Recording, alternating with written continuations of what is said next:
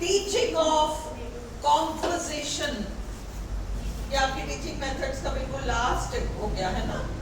Teaching of grammar हो गया, pros हो गया, पोइट्री हो गया, मेथड सारे हो गए। ये वैसे कॉमन सेंस वाली बातें हैं जो 2-3 क्वेश्चन टाइप्स चीजें मैं बता दूंगी। डेवलपमेंट ऑफ राइटिंग स्किल्स, भाई हम क्यों पढ़ाते हैं, लैंग्वेज क्यों पढ़ाते हैं? ताकि व्यक्ति चारों स्किल्स को डेवलप करे, LSRW, चारों चीजें डेवलप करे।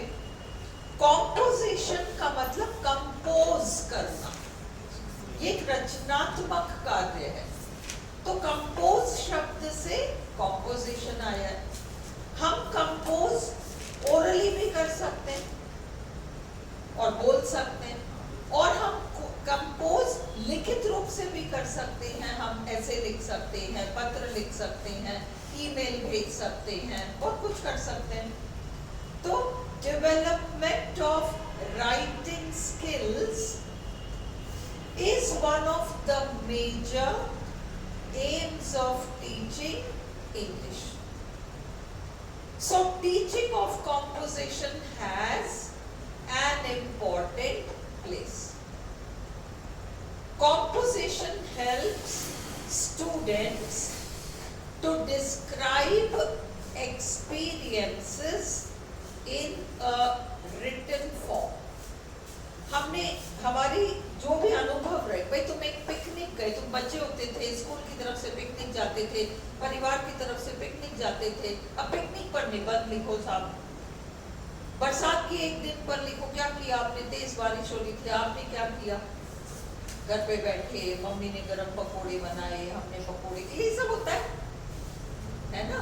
तो इसको, ये आपका अनुभव रहा, पर आप उसको ओरली व्यक्त करते हो या आप उसको रिटन फॉर्म में एक्सप्रेस करते हो, पैराग्राफ राइटिंग, ऐसे राइटिंग वगैरह वगैरह। तो हमारे अनुभवों को हम भाषा के माध्यम से कन्वे कर सके, प्रॉपरली कन्वे कर सके, इसलिए हमें क्या करना होता है, कंपोज करना सीखना होता है। पहले क्या आएगा, उसके बाद क्या आएगा, उसके बाद क्या आएगा, systematic composition. Teaching of composition is important तीनों लेवल्स पर, at the primary, at the middle and senior stages. तीनों लेवल पर कॉम्पोजिशन अलग अलग टॉपिक्स पर होंगी, क्योंकि बच्चे का अलग अलग स्तर होगा। Composition comes from compose, it means, compose का मतलब क्या है, भाई ये भी है, ये भी है, ये भी है, ये भी है। अब इनको सिस्टम है, कौन सा पहले आएगा, उसके बाद कौन सा पार्ट जुड़ेगा, उसके बाद कौन सा पार्ट जुड़ेगा, हम गैदर टुगेदर करते हैं, कंपोज करते हैं, है ना। तो हम फिल्म देखने जाए और चौथी रील के बाद 19वीं रील आ जाए तो कहीं गड़बड़ हो गया, किसके बाद क्या आना चाहिए, ये बहुत जरूरी होता है। और हम कंपोज करते हैं तो उसको हम सिस्टमैटिकली अरेंज करते हैं। It means gathering thoughts and arranging them in proper sequence. Composition is based on personal experience.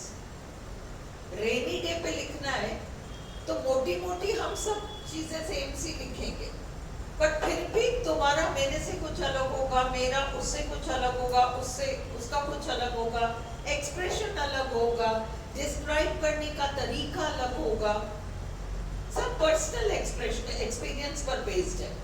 Expression एक कला है, ये नॉलेज से रिलेटेड नहीं है, याद रखो। Experience is a skill, it is not a knowledge, it is not related to knowledge, it's a skill, आप सीखते हो। और कंपोज करना हम सीखते हैं, अंडरस्टूड।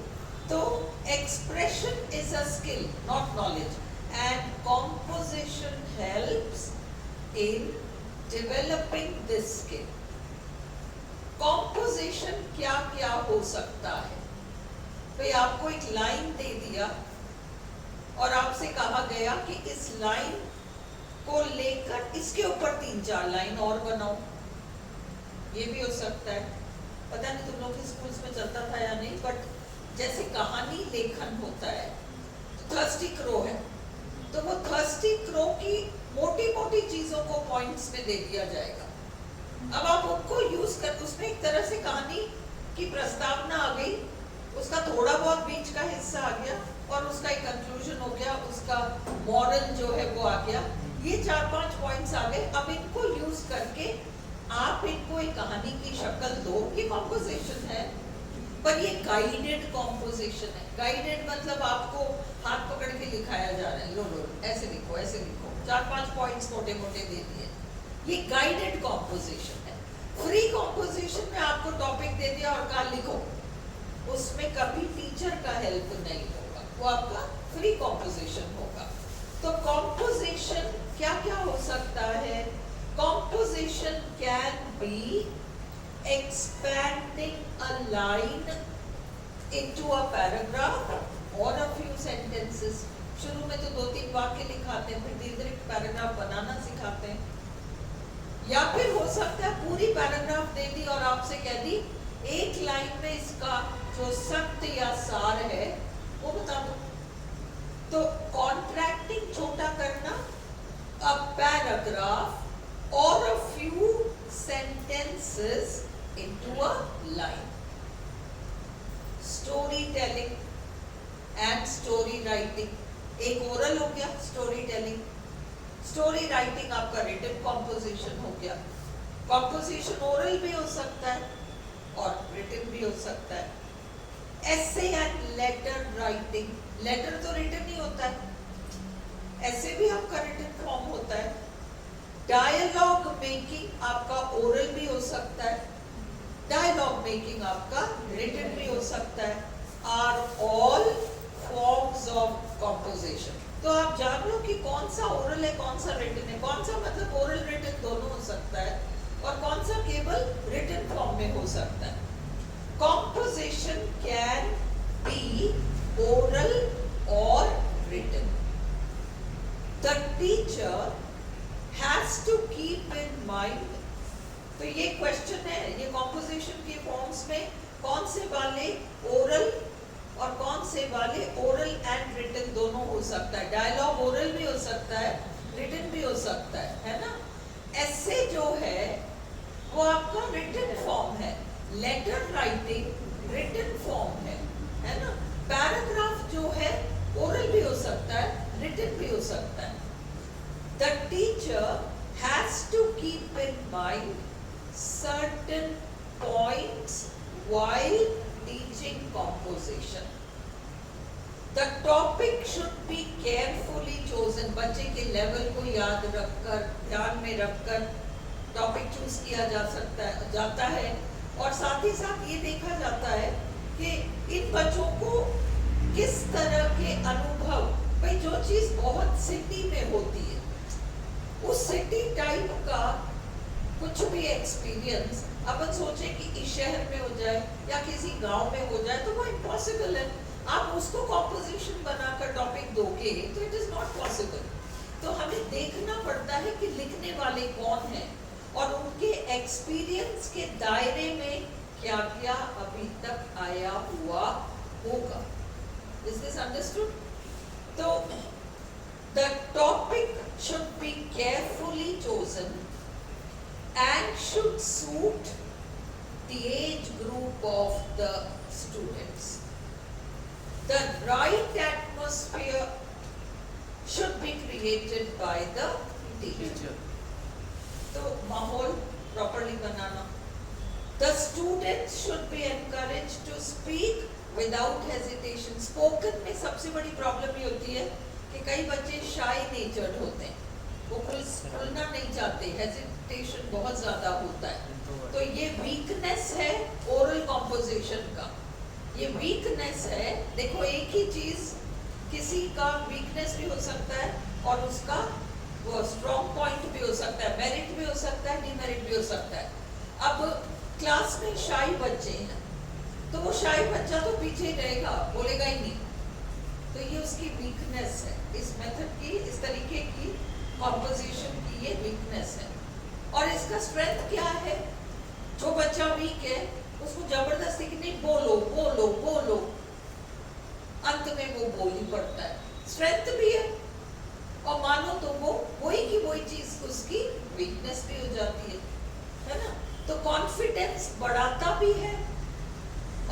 एक दो बार बच्चा बोल लेता है, गलत सलत कुछ बोलता है, उस पर कोई नहीं हंसता, कुछ भी नहीं होता, टीचर बस मामूली करेक्शन करके बिठा देती है, तो बच्चे का कॉन्फिडेंस बढ़ जाता है।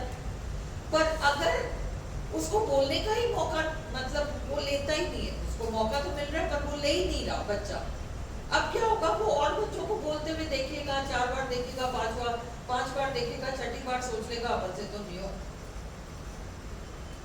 कॉन्फिडेंस गिर गया। दोनों ही चीजें होती हैं, एक ही चीज के दोनों पक्ष हैं, और इसलिए the right atmosphere should be created by the teachers, ताकि सबको वो अपॉर्चुनिटी मिले, and the student should be encouraged to speak without hesitation, बिना इस डर के कि गलती हो जाएगी तो डांट पड़ेगी, and their mistakes should be corrected, उनकी गलतियों को फिर ठीक करना चाहिए।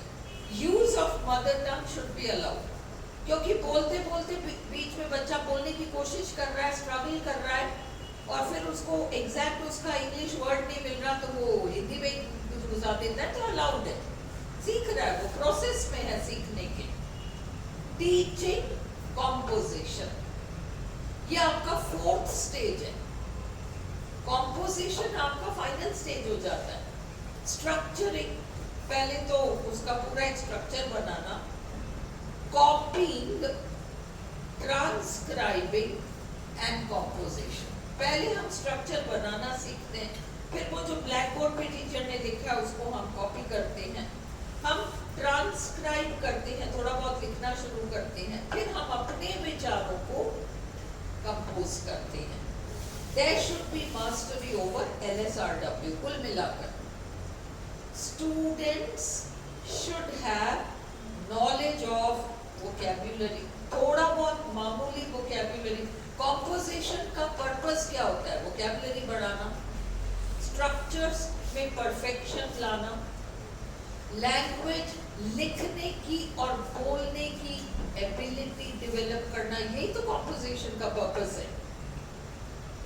Student should have knowledge of vocabulary, structures, spelling, बोलते वक्त तो कुछ भी बोल दो, बोलते वक्त सही बोल रहे हैं, लिखते वक्त पकड़ में आती है कि स्पेलिंग गड़बड़ है। प्रोनाउंसिएशन, उच्चारण किस में पता चलता है? अब you have to remember this, spelling किस तरह के कॉम्पोजिशन में इम्प्रूव किया जा सकता है? रिटन में। Pronunciation, grammar, punctuation. They should also have imagination and creativity. थोड़ा इमेजिन करना, थोड़ा रचना करना, कंपोज करना, ये सब जरूरी है।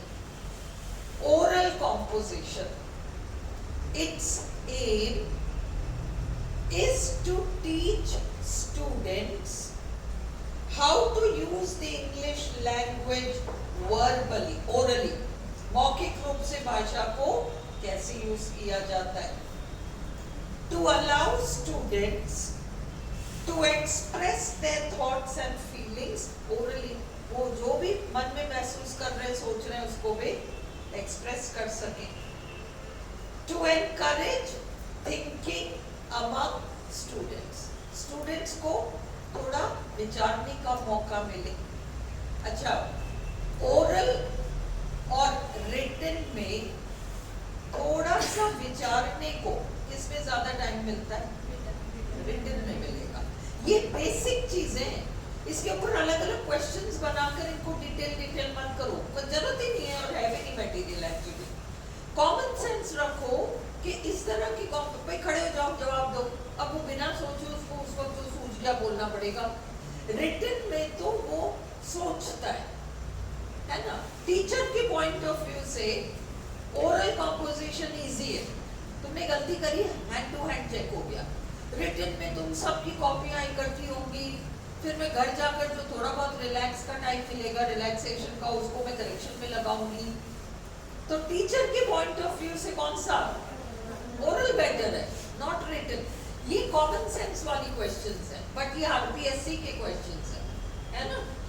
तो इसलिए students should have knowledge of vocabulary, structure, spellings, pronunciation, grammar, punctuation, grammar तो ओरल कॉम्पोजिशन में भी काम आएगी और रिटन में भी, दोनों में, पर पकड़ में आ जाती है कि व्याकरण गलत है।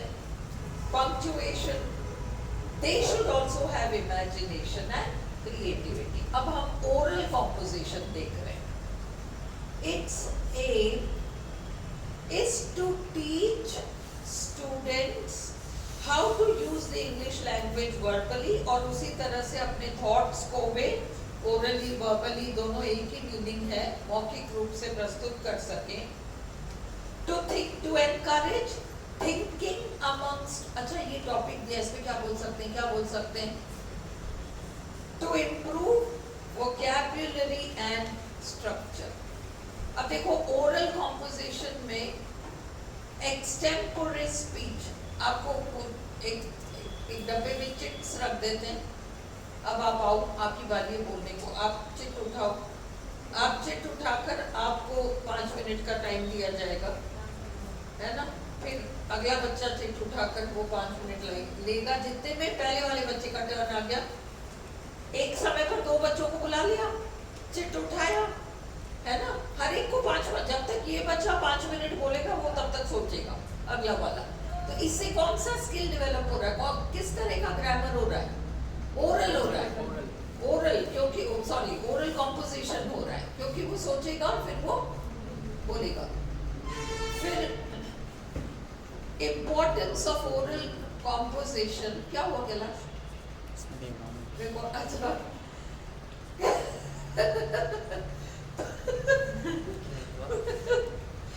चलो ठीक है। Importance of, क्या हुआ? क्यों हंस रही हूँ? मुझे रानी पद्मिनी याद आ गई एक्चुअली। उसमें एक अलाउद्दीन खिलजी था जिसने रानी पद्मिनी को दर्पण में देखा, और एक मेरा स्टूडेंट है जो मैं क्लास में बैठी हूँ, मैं तो नहीं देख रहा, वीडियो में देख रहा है मुझे, इसलिए हंस रही हूँ। Importance of oral composition, it prepares the way for written composition, है ना? oral written से पहले करवाया जाता है, इससे pronunciation correct हो जाती है। It helps in correcting pronunciation.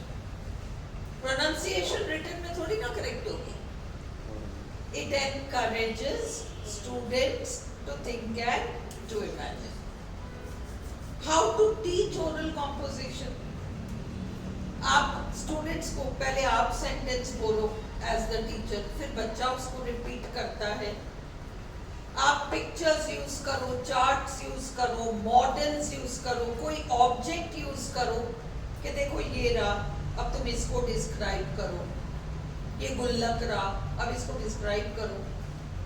उसमें ऊपर एक जगह रहती है ना जहाँ से हम अंदर डालते हैं कुछ ना कुछ, उसमें जो भी उसके फीचर्स होते हैं, ऑब्जेक्ट शो करो, मॉडल्स शो करो, चार्ट शो करो, पिक्चर शो करो, models of situations, and then asking them questions, फिर उनसे सवाल जवाब डिस्कशन। Using substitution tables, ये composition में substitution tables, देखो I eat an apple, अब I को हटा दो, I की जगह क्या डाल सकते हो? You eat an apple, they eat an apple, we eat an apple, है ना? फिर he eats an apple, तो इस तरीके से वो I को हटाकर सब्जेक्ट पोजीशन को चेंज किया। फिर उसी I को, एक ये सब्स्टिट्यूशन टेबल है, किसी एक एलिमेंट को सब्स्टिट्यूट कर देना। I eat an apple, अब तुम eat को हटाओ और eat, I cut an apple, I peel an apple, I wash an apple, तो तुमने ग्रामर के उस सेंटेंस में से एक एलिमेंट को रिप्लेस किया, सब्स्टिट्यूशन, ऑब्जेक्ट चेंज कर दिया उसमें। ऑब्जेक्ट जरूरी नहीं है ना। I cut an apple में I तो सब्जेक्ट है, cut तो वर्ब है, मैं एप्पल की जगह अगर कुछ और लगाऊं तो ऑब्जेक्ट है। I eat an apple, I eat an orange, I eat a banana, I eat whatever, उधर कुछ भी डालो तो आपने ऑब्जेक्ट को सब्स्टिट्यूट किया। ये सारे इनको रटो मत, लर्न करने वाला कुछ भी नहीं है, अंडरस्टैंड। सब्स्टिट्यूशन टेबल्स और ये इसमें है। अब यूजिंग सब्स्टिट्यूशन टेबल्स, नैरेटिंग, दूसरा नैरेटिंग एन इवेंट और स्टोरी। आपको कहानी सुनाऊं और फिर आपसे कहूं कि आप उसका समरी ब्रीफ में सुना दो। And encouraging students to summarize, फिर मेकिंग स्टूडेंट्स रोल प्ले, दुकानदार ग्राहक रोल प्ले करो, है ना, making students role play with dialogues. Substitution table 1, एक बाय द वे ये इससे रिलेटेड नहीं है, एफबी पे बहुत एक वीडियो आता है, बराबर आता रहता है, एक बिल्कुल राजस्थान के गांव का स्कूल है, बिल्कुल ग्रामीण इलाके का छोटू सा स्कूल है और उसके बच्चे इंग्लिश बोल रहे हैं, फ्लुएंटली बोल रहे हैं, आता है। वो मेरा स्टूडेंट है अखिलेश गाला, है ना। यू पीपल शुड, ये जो घुसाती रहती हूँ ना, इसका एक पर्पस है, इसको भूलो मत, you have to do this. और उस स्कूल के बच्चे बोलते हैं, सुना, उनकी प्रोनाउंसिएशन गड़बड़ है, वो सब है, बट इतना अच्छा फ्लुएंटली वो, एक बच्चा जा रहा है, फिर दूसरा बच्चा आ रहा है, फिर वो दोनों बच्चे आपस में डायलॉगिंग कर रहे हैं, फिर दो और बच्चे आ रहे हैं, फिर वो एक बच्चा कह रहा है कि भाई आज मैं नहीं आ रहा, तो ये बच्चे पूछ रहे क्यों नहीं आ रहा भाई, फिर वो अपना कारण बता रहा, फिर ये स्कूल जाने की इम्पोर्टेंस बता रहे और चल रहा। तो ये इस तरीके से ये जो सिचुएशनल टीचिंग है, ये पर्पस होता है ओरली जब हम बुलवाते हैं वगैरह। सब्स्टिट्यूशन टेबल 1, ये रोल प्लेइंग है जो अभी मैं समझा रही थी। सब्स्टिट्यूशन टेबल 1, अब तुम ही टेक्स फूड, अब तुम फूड को हटाकर ऑब्जेक्ट दूसरा लगा दो, he takes bath, he takes a walk every morning, he takes तो आ ही रहा है, उधर का कुछ बदल गया। सब्स्टिट्यूशन टेबल 2, आई को उड़ाकर यू कर दो, ही कर दो, शी कर दो, दे कर दो, और उसके according is am are going home, I am going home, you are going home, he is going home, we are going home, they are going home. इस तरह ये सब्स्टिट्यूशन टेबल्स हैं। Composition can be taught through drama and role play, है ना। ये अभी जो मैंने आपको स्कूल का एग्जांपल दिया, अखिलेश गालप जो है, he is doing such a wonderful job. मतलब देख के लगता है कि देखो इस तरह के टीचर्स एक्चुअली चाहिए हमें राजस्थान में, जो कि समहाउ बुलवाना, बच्चे फर्स्ट क्लास बोल रहे हैं भाई, बहुत फर्स्ट क्लास बोल रहे हैं, उसके 2-3 वीडियोस ऐसे हैं, बहुत अच्छे हैं।